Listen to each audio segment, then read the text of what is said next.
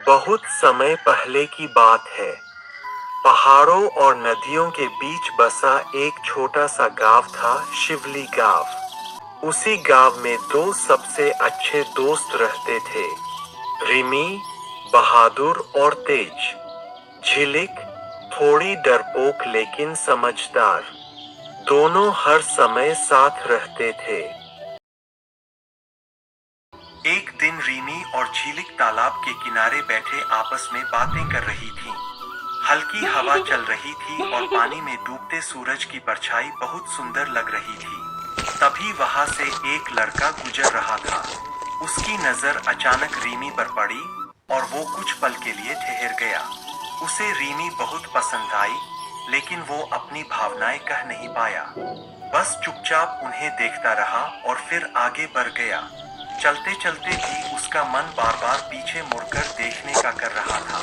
उसके दिल में एक अजीब सी हलचल थी, जैसे कुछ नया शुरू होने वाला हो, लेकिन हिम्मत साथ नहीं दे रही थी। उधर रिमी और झिलिक अपनी बातों में इतनी खोई थी कि उन्हें कुछ पता ही नहीं चला। उस दिन के बाद वो लड़का अक्सर उसी रास्ते से गुजरने लगा, सिर्फ एक झलक देखने के लिए। धीरे धीरे ये उसकी आदत बन गई। हर दिन वो उसी समय तालाब के पास से गुजरता, इस उम्मीद में कि शायद आज रिमी उससे नजरें मिला ले। एक दिन किस्मत ने उसका साथ दिया। जैसे ही वो वहां से गुजरा, इस बार रिमी की नजर उस पर पड़ गई। दोनों की आंखें एक पल के लिए मिली और फिर दोनों ही झट से नजरें झुका ली। झिलिक ने ये सब देख लिया और मुस्कुराते हुए रिमी को हल्के से छेड़ते हुए बोली, लगता है तुम्हें कोई रोज चोरी चोरी देखने आता है। रिमी थोड़ी घबरा गई और बोली, ऐसा कुछ नहीं है, तुम भी ना। लेकिन उसके चेहरे की हल्की मुस्कान कुछ और ही कहानी बयां कर रही थी। उधर वो लड़का भी अब थोड़ा हिम्मत जुटाने लगा था। उसने ठान लिया कि अगली बार वो जरूर रिमी से बात करेगा। अब देखना ये था कि क्या वो अपनी दिल की बात कह पाएगा या ये अधूरी कहानी यूं ही चलती रहेगी। रोशन नदी के किनारे बैठी रिमी का इंतजार कर रही थी। हल्की हवा चल रही थी और पानी की लहरें धीरे धीरे किनारे से टकरा रही थीं। कुछ ही देर में रिमी वहां पहुंच जाती है। रोशन उसे देखते ही हल्का सा मुस्कुराती है और कहती है, तुमसे कुछ कहना चाहता हूँ। जब भी तुम्हें देखता हूँ, दिल थोड़ा तेज धड़कने लगता है। पता नहीं क्यों, लेकिन तुम्हारे साथ बात करना मुझे बहुत अच्छा लगता है।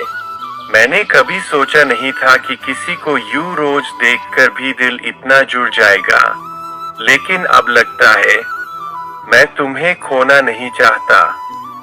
तुम्हारी बातें दिल को छू गई। मैं भी कब से ये महसूस कर रही थी, लेकिन कहने की हिम्मत नहीं हो रही थी।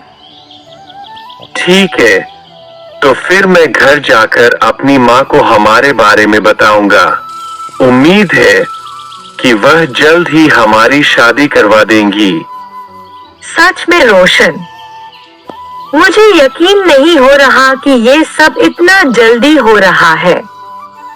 लेकिन अगर तुम्हारी माँ मान गई, तो मुझे भी कोई आपत्ति नहीं है। उसके बाद रोशन अपने घर गया।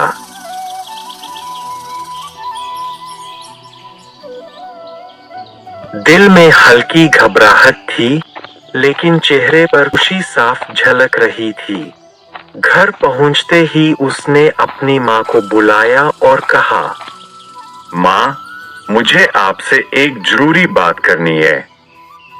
माँ, मुझे एक लड़की पसंद है। उसका नाम रिमी है।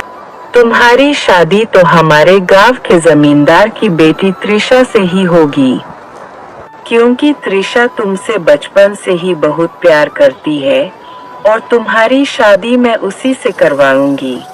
उसके पास सब कुछ है, पैसा, ज़मीन दौलत, लेकिन उस रिमी के पास कुछ भी नहीं है। वह एक अनाथ लड़की है। मैं तुम्हारी शादी उससे नहीं करवाऊंगी। लेकिन माँ, मैं रिमी से प्यार करता हूँ, त्रिशा से नहीं। प्यार जबरदस्ती नहीं होता, ये दिल से होता है। रिमी भले ही अमीर नहीं है, लेकिन वो बहुत अच्छी है, सच्ची है, और मैं उसके साथ खुश रहूंगा। खुश रहोगे? बिना पैसे के जिंदगी कैसे चलेगी?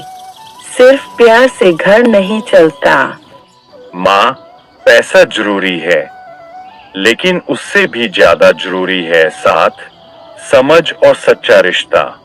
मैं मेहनत करूंगा, सब संभाल लूंगा, बस आप मेरा साथ दीजिए। त्रिशा रोशन के घर आई थी। जैसे ही वह अंदर आने लगी, उसकी नजर रोशन और उसकी मां पर पड़ी। वह रुक गई और अनजाने में उनकी सारी बातें सुन ली। रोशन की हर बात उसके दिल में तीर की तरह चुभ रही थी। उसकी आंखें भर आईं, लेकिन उसने खुद को संभाल लिया।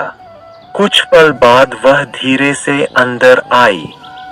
आंटी, नमस्ते।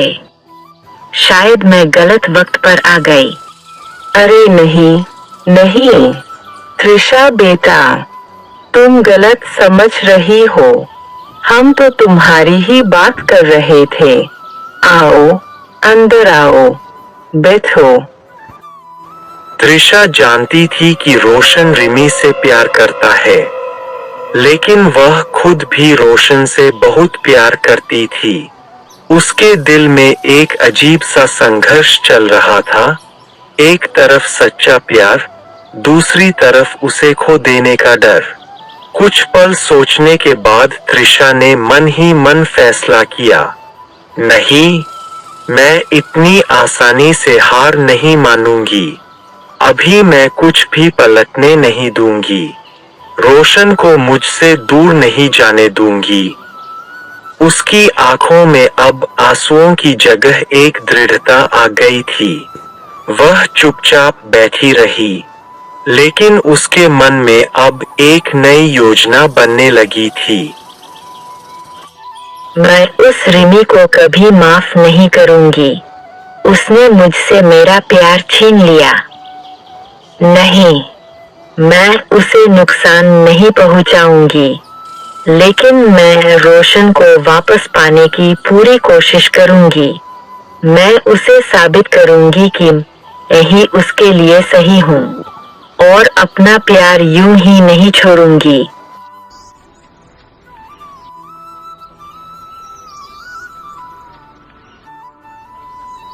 झीलिक, मुझे लगता है रोशन की माँ कभी नहीं मानेंगी, क्योंकि मैं गरीब हूँ।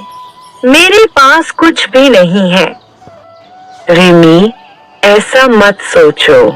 प्यार पैसे से नहीं, दिल से होता है।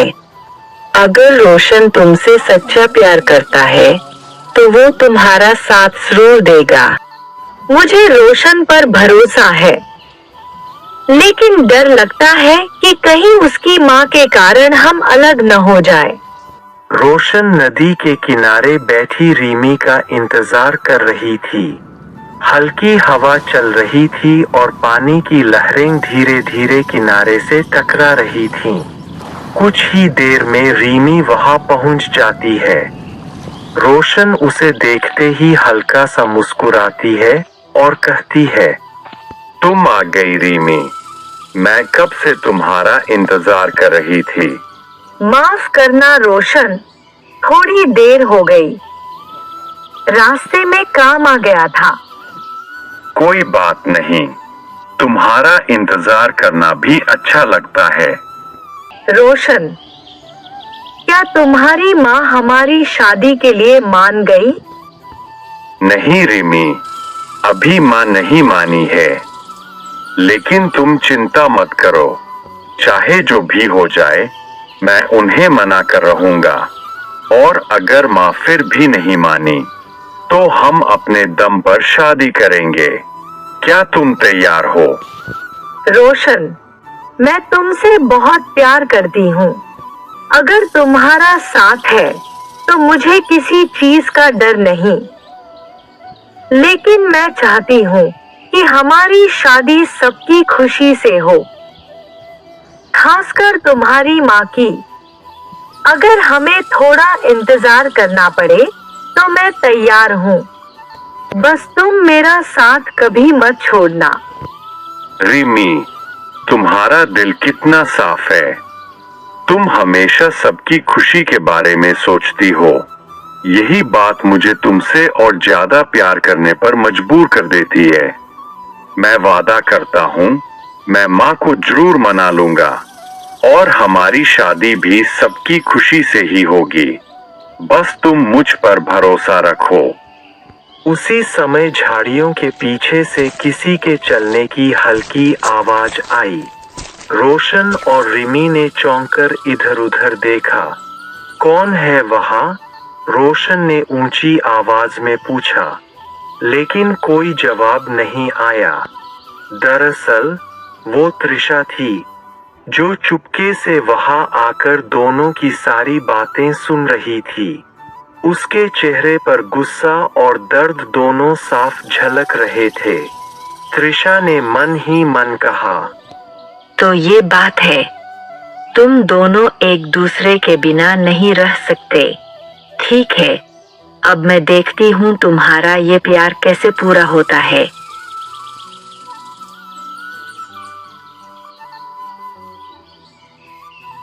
माँ, मुझे आपसे जरूरी बात करनी है।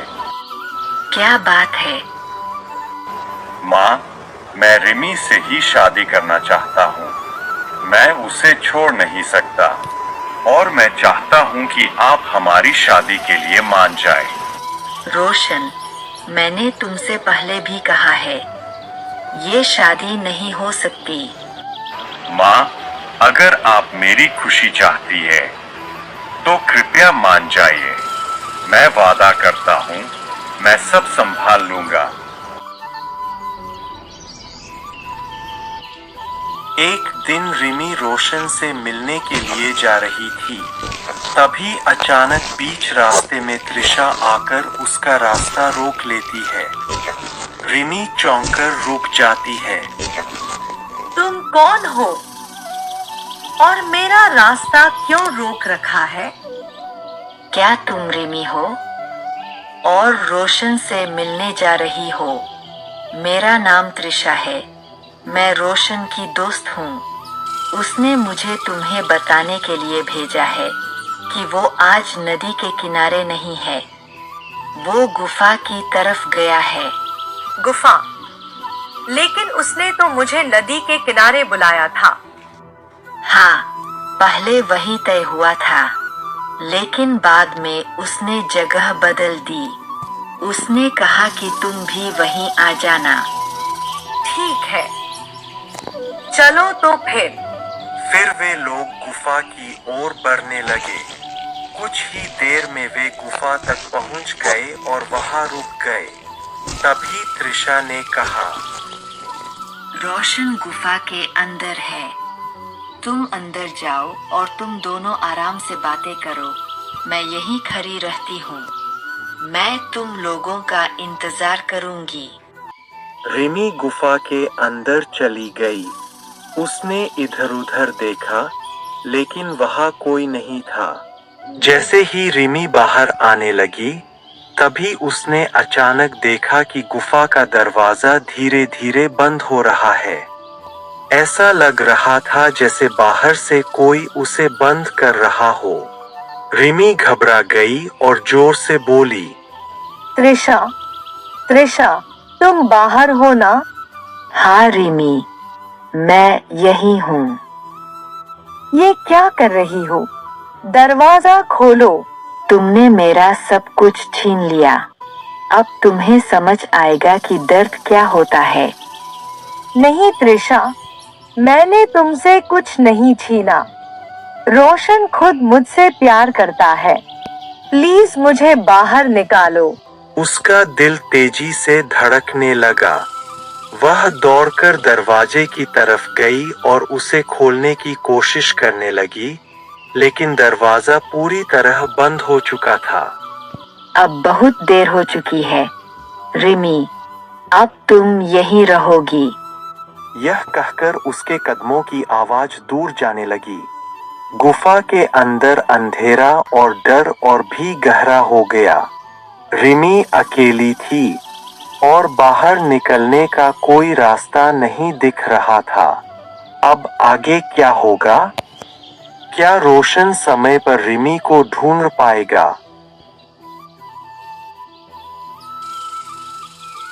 उधर रोशन नदी के किनारे रिमी का इंतजार कर रहा था। काफी देर हो चुकी थी, लेकिन रिमी नहीं आई।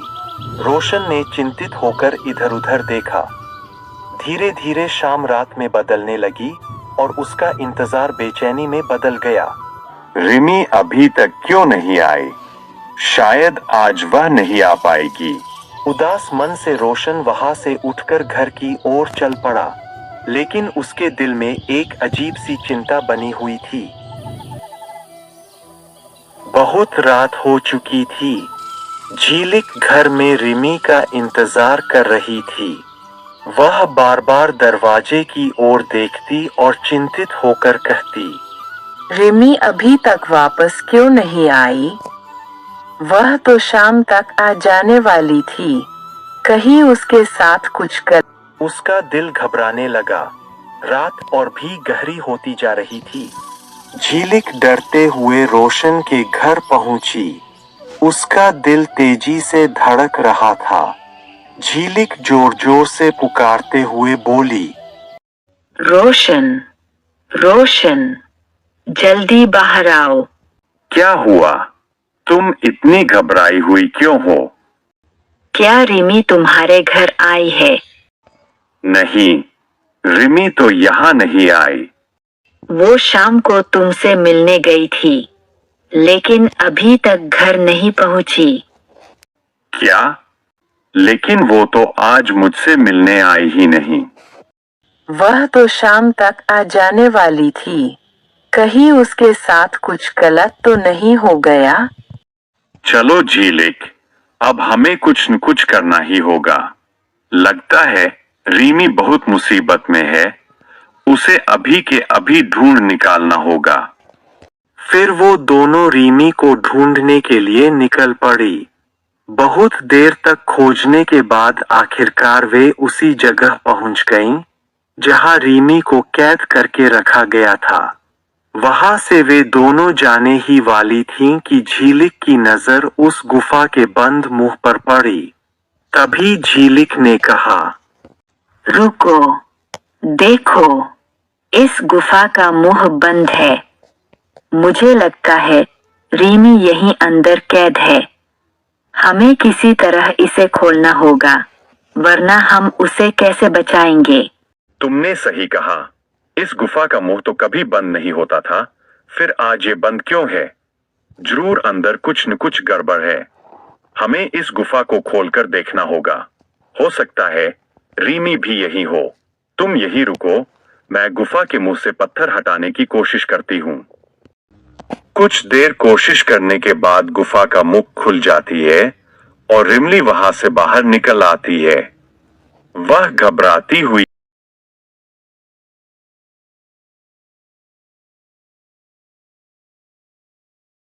तुम लोग आ गए। मुझे लगा मैं यहाँ से कभी बाहर नहीं निकल पाऊंगी। अंदर कुछ अजीब सा हो रहा था। तुम लोग नहीं होते तो मुझे यहीं रहकर मरना पड़ता।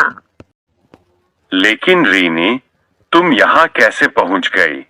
तुम तो मुझसे नदी के किनारे मिलने आने वाली थीं। फिर अचानक यहाँ क्यों आ गई?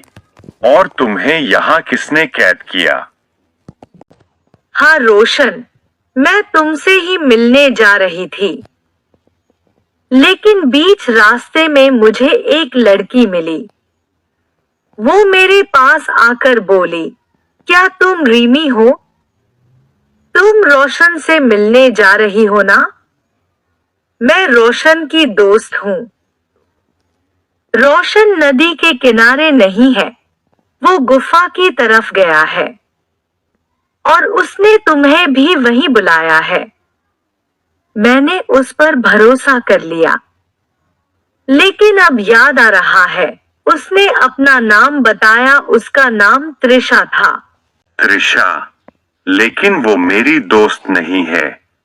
माँ मेरी शादी उसके साथ करना चाहती है, इसलिए वो हमारे रिश्ते के लिए तैयार नहीं हो रही है। लेकिन अब समय आ गया है।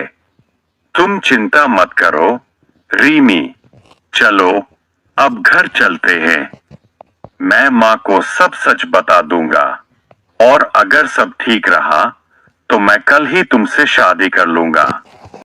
रीमी तो अब गई, अब बारी है रोशन को अपने पक्ष में करने की। कल सुबह मैं रोशन से बात करूंगी और उसे हमारी शादी के लिए मान ही लूंगी। मैं उसे ऐसी बातें बताऊंगी कि वो बस सुनता ही रह जाएगा। मैं कहूंगी कि रीमी किसी दूसरे लड़के के साथ भाग गई है, वो तुमसे मिलने आई ही नहीं और अब कहीं नहीं मिल रही।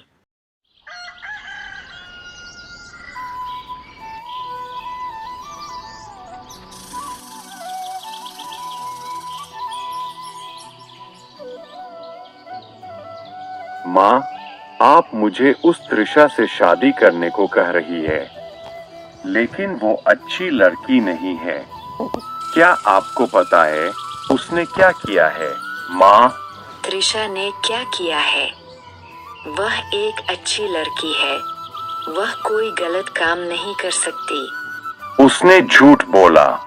उसने रीमी के बारे में गलत बातें फैलाने की कोशिश की है। वो हमें अलग करना चाहती है। माँ, आप अभी के अभी त्रिशा को बुलाइए और उसी से पूछिए कि उसने और क्या क्या किया है। सच खुद सामने आ जाएगा।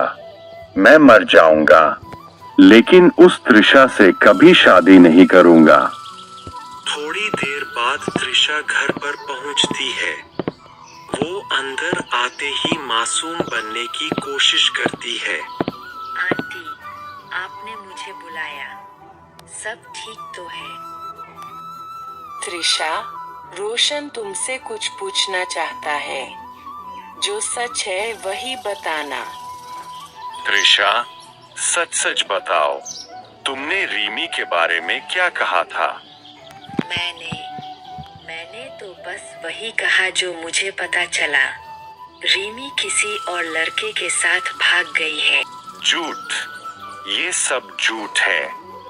तुम कह रही हो कि वो किसी के साथ भाग गई है, या फिर सच ये है कि तुमने ही उसे रास्ते से हटाने की कोशिश की है? सच बताओ त्रिशा, क्या तुमने रीमी को जान से मारने की कोशिश की थी? त्रिशा, क्या ये सच है या तुम कुछ छुपा रही हो? रोशन, मैं तुम्हारी भलाई के लिए ही कह रही हूँ, वो लड़की तुम्हारे लायक नहीं है। अब सबका सच सामने आ जाएगा और सबके सारे सवालों का जवाब भी मिल जाएगा। रीमी, झीलिक, तुम दोनों अंदर आओ। रीमी व झीलिक अंदर आती है। उन्हें देखते ही त्रिशा के होश उड़ जाते हैं। वो डर के मारे पीछे हटते हुए बोली, रीमी, तुम यहाँ कैसे? नहीं, ये नहीं हो सकता। क्यों नहीं हो सकता? त्रिशा, सच से भाग नहीं सकती तुम। आज सबके सामने सब कुछ साफ हो जाएगा। क्यों त्रिशा? मुझे देखकर चौंक गई।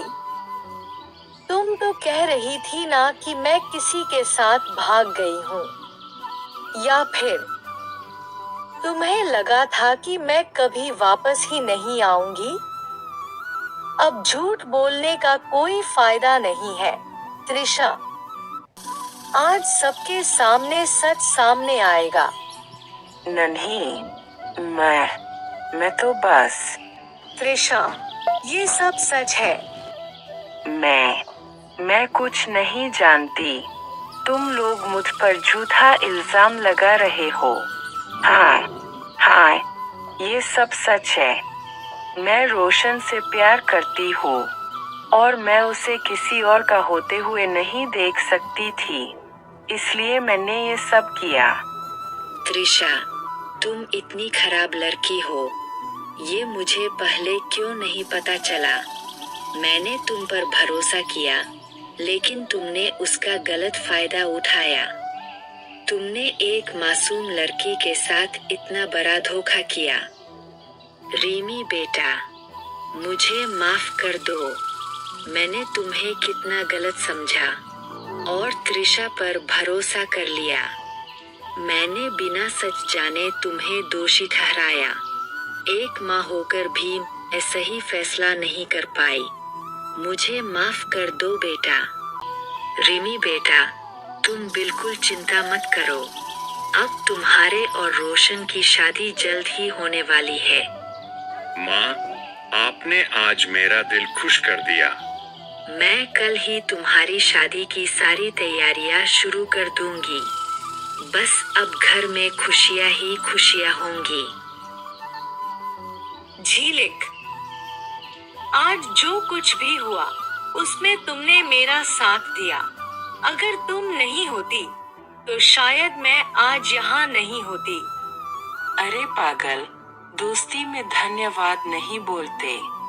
तुम सच में बहुत अच्छी दोस्त हो। मैं हमेशा तुम्हारे साथ हूँ, हर खुशी और हर मुश्किल में। और अब जल्दी से तैयार हो जाओ, दुल्हन बनने वाली हो। अगली सुबह रीमी और रोशन की शादी खुशी खुशी हो गई। पूरा घर खुशियों से भर गया। शादी के बाद रोशन की माँ ने प्यार से कहा, झिलिक बेटा, अब तुम कहीं नहीं जाओगी। आज से ये घर ही तुम्हारा अपना घर है।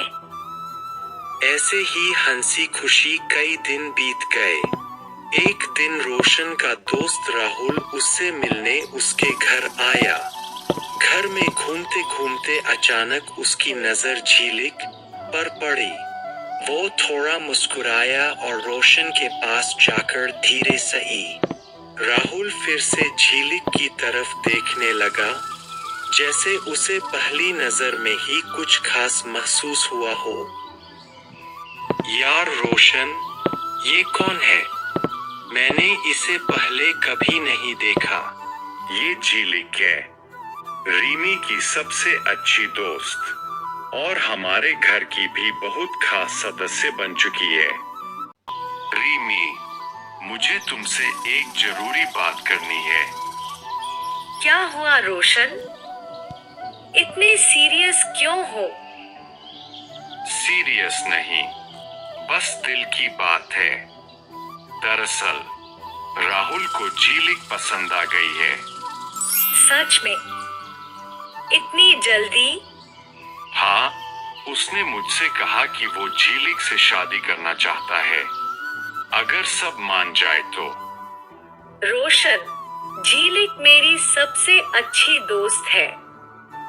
मैं चाहती हूँ कि उसका फैसला उसी का हो। हमें पहले उससे पूछना चाहिए कि वो क्या चाहती है। बिल्कुल सही कहा तुमने। तो चलो उससे बात करते हैं। रोशन और रीमी झीलिक के पास जाते हैं। झीलिक उन्हें देखकर मुस्कुराते हुए बोली, क्या हुआ? तुम दोनों इतने सीरियस क्यों लग रहे हो? झीलिक, हमें तुमसे एक जरूरी बात करनी है। झीलिक थोड़ा हैरान होकर बोली, हाँ, बोलो ना, क्या बात है? रीमी खुशी से बोली, झीलिक, राहुल तुम्हें पसंद करता है। वो तुमसे शादी करना चाहता है, लेकिन फैसला पूरी तरह तुम्हारा है। झीलिक थोड़ी देर चुप रही, फिर हल्का सा मुस्कुराई। सच कहूँ तो मुझे भी राहुल अच्छा लगा। वो बहुत अच्छा इंसान लगता है। रीमी खुशी से बोली, मतलब तुम राजी हो? झीलिक शर्माते हुए बोली। हाँ, अगर आप सब खुश हैं, तो मैं भी इस रिश्ते के लिए तैयार हूँ। रिमी खुशी से बोली। तो फिर तय रहा। अब घर में एक और शादी की तैयारी होगी। फिर धीरे धीरे राहुल और झीलिक की शादी की तैयारियां शुरू हो गईं। पूरा घर फिर से खुशियों से भर गया। देखते ही देखते उनकी शादी का दिन भी आ गया। दोनों ने हंसते हंसते 7 फेरे लिए और हमेशा के लिए एक दूसरे के हो गए। शादी के बाद राहुल और झीलिक अपने घर में खुशी खुशी जीवन बिताने लगे। रोशन और रीमी भी बहुत खुश थे। चारों दोस्त अब बहुत खुश थे और हंसी खुशी अपनी जिंदगी बिताने लगे।